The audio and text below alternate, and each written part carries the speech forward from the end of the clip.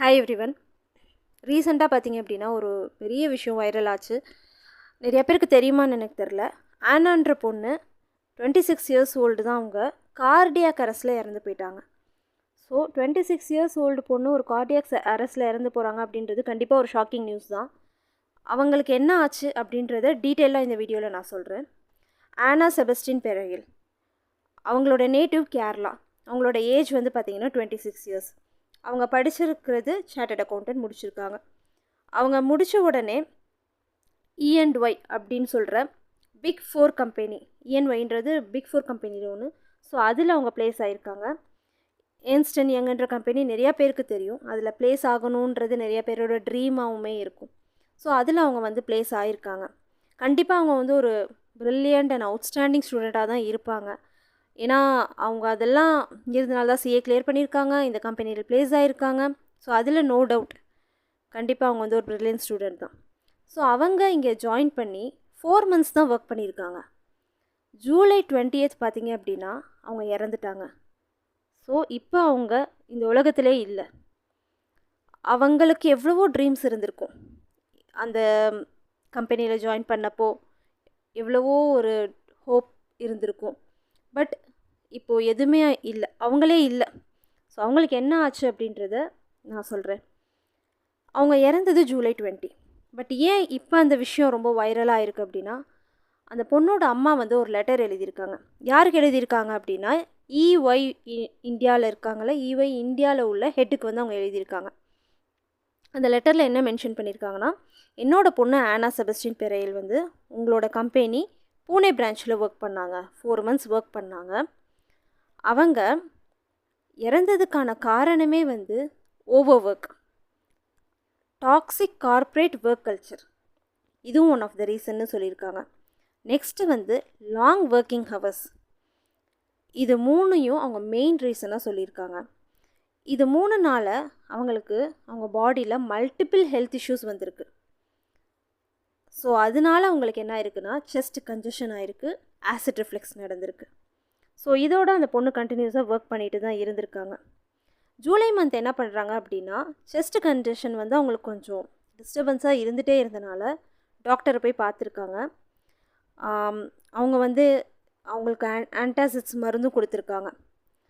அது மட்டும் இல்லாமல் டாக்டர் வந்து ஆனாவோட அம்மா கிட்ட சொல்லியிருக்காங்க, உங்களோட டாட்டருக்கு வந்து எனஃப் ஸ்லீப் கிடையாது, ஸ்லீப் பேட்டர்ன் சரியாக இல்லை, ரொம்ப லேட்டாக, அதாவது ஆன் டைம் அவங்க சுத்தமாக எப்போவுமே சாப்பிட்றது இல்லை அப்படின்ற டீட்டெயில்ஸ்லாம் சொல்லியிருக்காங்க.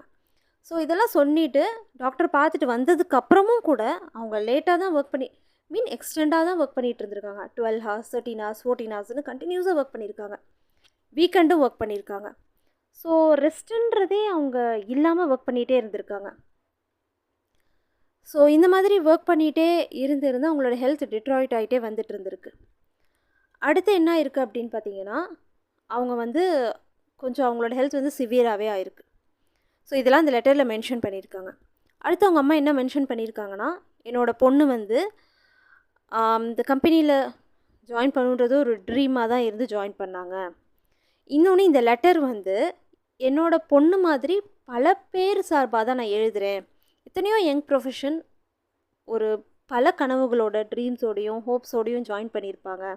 என்னோடய பொண்ணோட இறப்பு வந்து ஒரு வேக்கப் காலாக இருக்கணும், இவைக்கு கண்டிப்பாக ஒரு வேக்கப் காலாக தான் இருக்கணும்னு தான் இந்த லெட்டர் நான் வந்து எழுதுகிறேன் அப்படின்னு சொல்லிட்டு ரொம்ப ஸ்ட்ராங்காக இந்த லெட்டர் வந்து அவங்க போஸ்ட் பண்ணியிருக்காங்க எழுதி. ஸோ அது மட்டும் இல்லாமல் இன்னொன்று மெயினான விஷயம் என்னன்னு பார்த்தீங்கன்னா, இந்த பொண்ணோட ஃபியூனரலுக்கு அவங்க கொலீக்ஸ் யாருமே அட்டன் பண்ணலை.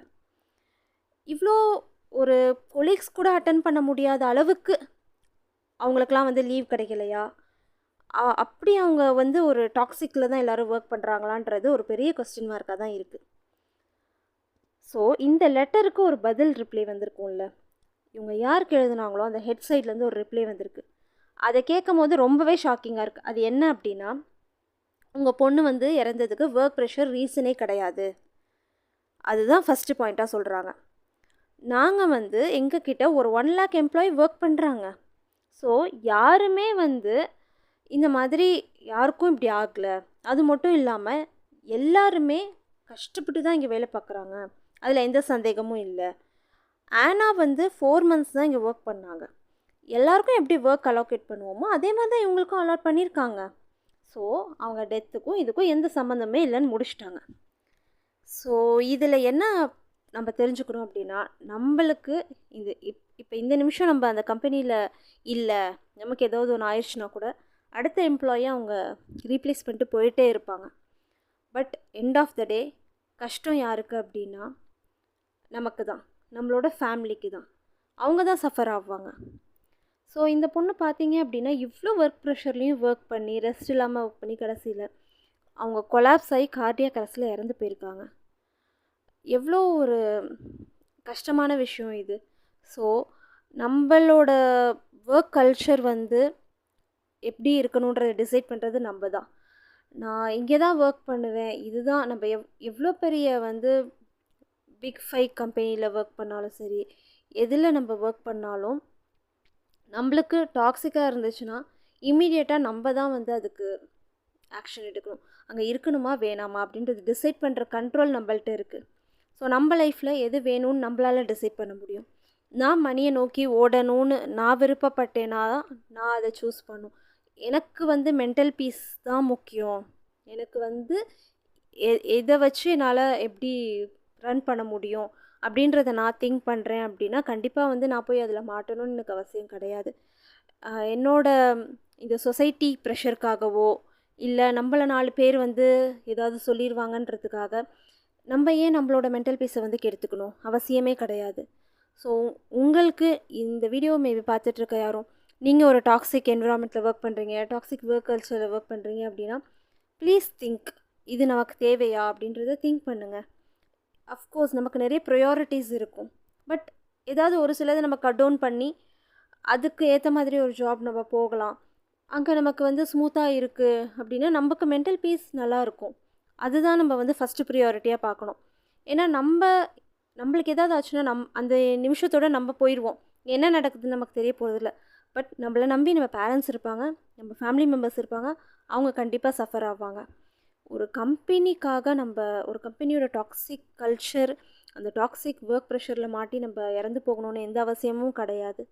So please think before getting in to a job. நம்மளுக்கு வந்து அது ஒரு சொசைட்டிக்காக நம்ம போய் எதுலேயும் மாட்டிக்கணும்னு அவசியம் கிடையாது.